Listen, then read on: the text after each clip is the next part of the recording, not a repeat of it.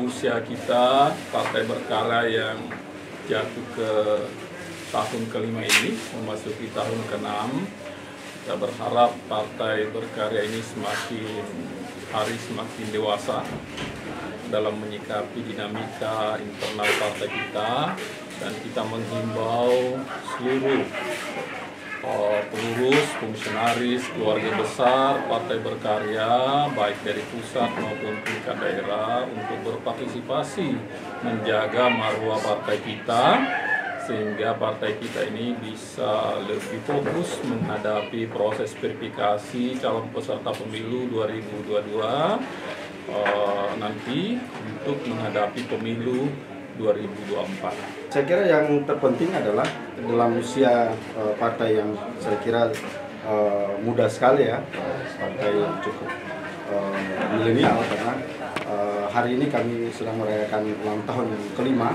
dan tentu memasuki tahun ke-6, ke-7, ke-8 dan seterusnya. Partai ini akan terus berbenah, memperbaiki secara struktural ke bawah maupun dalam visi dan misi. Kita tentunya harus mampu bersaing dan bersinergi dengan partai-partai lain yang juga ada sedang bertarung untuk merebut kekuasaan politik gitu. Dalam karena itu kita berharap di dalam semangat yang cukup kuat ini, tentunya harapan kita adalah bagaimana seluruh kader dari kabupaten, kecamatan, kabupaten, provinsi sampai pusat terus bersinergi dan menyatukan kekuatan agar bisa mendorong partai ini bisa memenangkan pemilu di 2024 yang akan datang.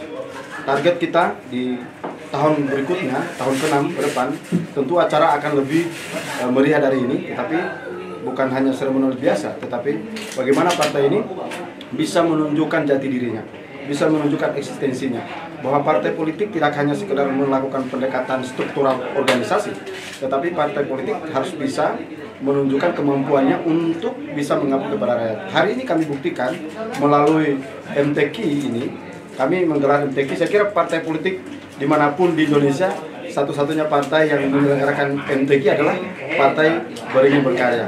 Dan karena itu kita berharap tidak hanya partai ini, saya kira seluruh partai politik sebaiknya bisa mendorong semangat religius di dalam hal pengabdian partai terhadap masyarakat. Itu yang terpenting saya kira di dalam konteks ulang tahun Partai Berkarya tahun ini.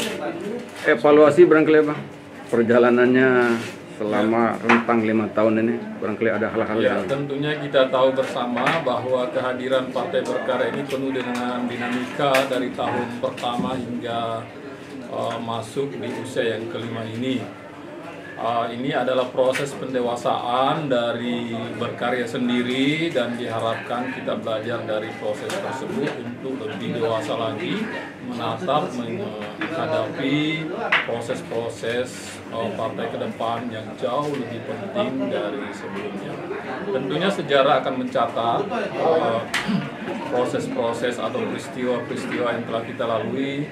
Kita pernah lolos jadi peserta pemilu 2019, kita pernah mencapai angka 2,09% di hasil pemilu 2019, dan kini kita akan menghadapi pemilu 2024 yang penuh dinamika, karena pemilu 2024 nanti pemilu serentak. Tentunya keberadaan partai kita juga berharap ikut di dalamnya, berpartisipasi di dalamnya, dan menjadi salah satu yang diperhitungkan.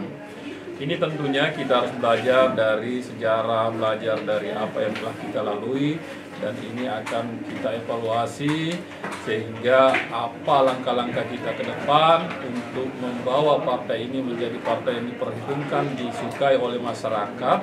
Kita akan ciptakan itu dari tahun ke tahun, dan mudah-mudahan di usia yang paling muda ini, boleh dikatakan masih sangat-sangat muda, kita bisa belajar dari hikmah yang telah kita lalui, peristiwa-peristiwa yang kita lalui, dinamika yang kita lalui, sehingga kita berpegangan tangan, bersatu kembali menuju kemenangan yang ingin kita capai. Saya sampaikan Pak Sekjen tadi ya, luar biasa sekali. Tentu partai ini memang partai yang tidak mudah ya untuk menerobos kekuatan politik yang sudah ada. Misalnya beberapa partai politik yang sudah lebih dulu mengambil star politik, tetapi kerja-kerja keras Pak Sekjen tentu ini sangat meyakinkan kepada kami bahwa akan ada partai besar yang akan maju nanti ke depan di 2024, yaitu Partai Berkarya. Sebagai bendahara umum, saya tentu akan mendampingi Ketua Umum dan Sekjen agar partai ini bisa lebih maju dan lebih kuat lagi. Itu yang kita akan dorong ke depan. Amin. Kita di Perkaderan itu kita saat ini sedang ramu, Pak Sekjen sedang menyiapkan regulasinya, dan kami tentu siap kan untuk pembiayaannya, dan tidak ada masalah. Kami sudah berdiskusi dengan Ketua Umum dan segala sesuatunya kami sudah siapkan. Insya Allah tahun ini juga kami sudah menggerakkan seluruh kader untuk di kader di tingkat nasional. Kita selalu berpikiran positif ya dalam menghadapi masalah, karena kita berorganisasi dalam organisasi partai politik. Tentunya kita sikapi juga dengan sikap politik dinamika yang ada, langkah-langkah yang kita tempuh tentunya sesuai dengan aturan main yang ada, sehingga kita berpikiran positif bahwa partai di bawah kepemimpinan Pak Menteri PR selaku Ketua Umum sesuai dengan SK nomor 17 tahun 2020 yang dikeluarkan oleh pemerintah, dalam hal ini Kementerian Hukum dan HAM, itu adalah sah dan tidak perlu diragukan lagi keberadaannya, sehingga aktivitas kita berpartai di Berkarya ini tetap berjalan sebagaimana mestinya, sebagaimana yang kita sepakati bersama. Sehingga hampir setiap saat kita menghimbau baik internal maupun eksternal yang mempunyai kepentingan di partai ini supaya tidak ada keraguan di dalamnya untuk memajukan partai ini bersama-sama. Sehingga apa yang terjadi di internal kita, dinamika itu hal-hal yang biasa saja.